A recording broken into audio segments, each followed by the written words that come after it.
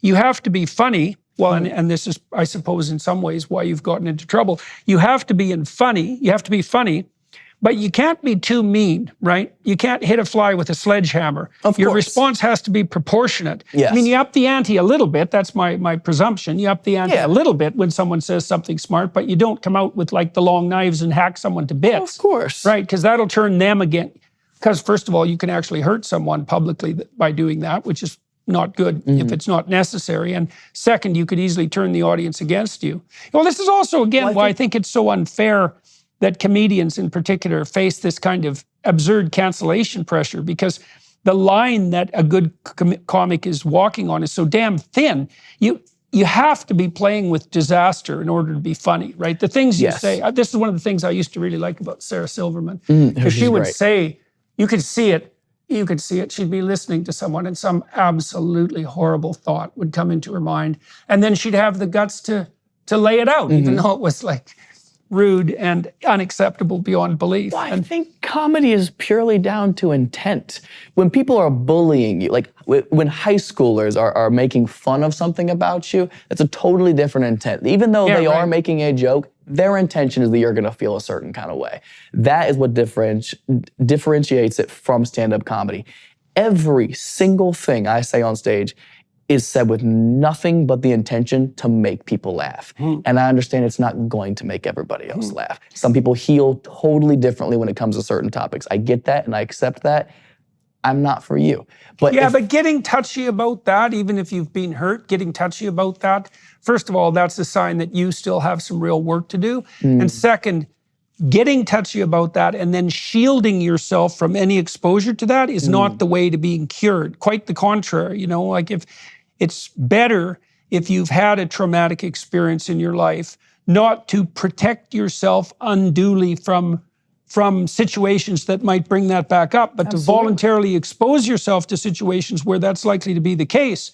And so it might be understandable in that people have been hurt, but it's counterproductive even with regard to their own recovery. Oh, absolutely. And you know, partly what comedy does too, it has this psychological function, is that it does provide it's sort of like a horror movie in some ways, you know. It's a weird thing that people will go voluntarily watch a horror movie, because you might ask, like, why would you pay to be scared? Yeah. But you're not. You're paying for the experience of the mastery of your fear, right? And you have to, well, and then in comedy, you see the same sort of thing happening, is the comedians are always toying with the forbidden. And the reason for that, in part, the reason the audience participates is because, well, we often have to deal with the forbidden, and often some of the things we forbid aren't things that we should be avoiding or forbidding. So Russell Peters, he's a good example. Peters, when he does his huge stadium shows, it's so interesting to watch them because he tells racist jokes nonstop, and you can feel that there's a palpable demand in the audience from the ethnic group that he hasn't yet skewered to be skewered, so that they can show that they can take a joke, that they're in on the joke, right? And so the comedians, they have that function of putting forward, what would you say, unpalatable truths, right? In a place where everyone's there to do that voluntarily. That's part of the game. How far can we push things? And then to get all bitchy about that and to try to cancel someone in consequence. I saw this one guy on YouTube who's complaining about you. You know, he said, first of all, maybe you'll recognize him. He said that, you know, you built your career as an ally of women. That was basically his point. Now that you've betrayed them with your jokes about domestic abuse. And so he was playing this, you know, I'm the friend of women sort of game. Yeah. But he's violating that contract too, which is that everybody's there in a comedy club to play with disaster. And you know, you're essentially supposed to go along with that. I just don't understand how the environment isn't taken into consideration. Like the environment is the context. Think of comedy like a store, like a restaurant front, right? You go in there, the food's not for you, you can leave. You didn't have to stop in here. Comedy is such a niche field. I wouldn't consider stand-up comedy a mainstream art form. I wouldn't. It's not film, it's not television, it's not music, it's not as globally celebrated in every household, you know? So I think, it just blows my mind that people can't just let it be. If it's not for you, it's not for you. Well, I see what's happening, I think. Like even this guy that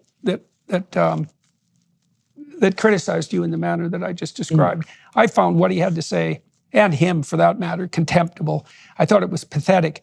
But this is something social media does, is that his video, even though I don't think it redounds to his credit, has given him more exposure likely than anything he will ever do in his life, right? Yes. And so one of the problems is, and this is a huge problem on the social media side, is that we've put undue access to status in the hands of people who will misuse accusations to garner attention. You know, and you might say, well, why would people want that kind of negative attention? And the answer to that is, well, high school shooters will shoot up a high school for attention, and they'll shoot themselves afterwards, which seems to be run kind of contrary to their desire for attention. But what that just shows is how much people want attention.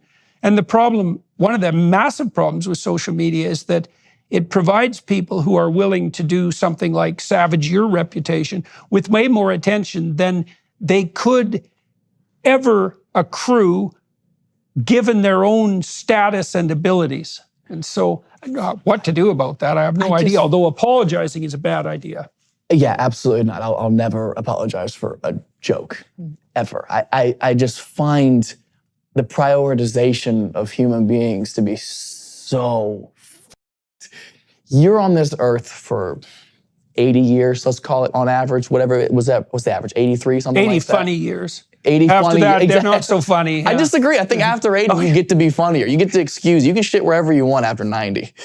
I think if you're on this earth for such a limited amount of time, how insane is it to sit behind your phone and computer and complain about something you don't like when you have a world at your hands of all the things you do like? What an absolute waste of energy, time, and emotion. So why do you think you were inclined when this Tempest in a Teapot emerged to make arguably even a worse joke? Because I think, which I'm very pleased about, by the way. I thought that was actually a masterstroke, because Thank you. you topped what you were being accused of by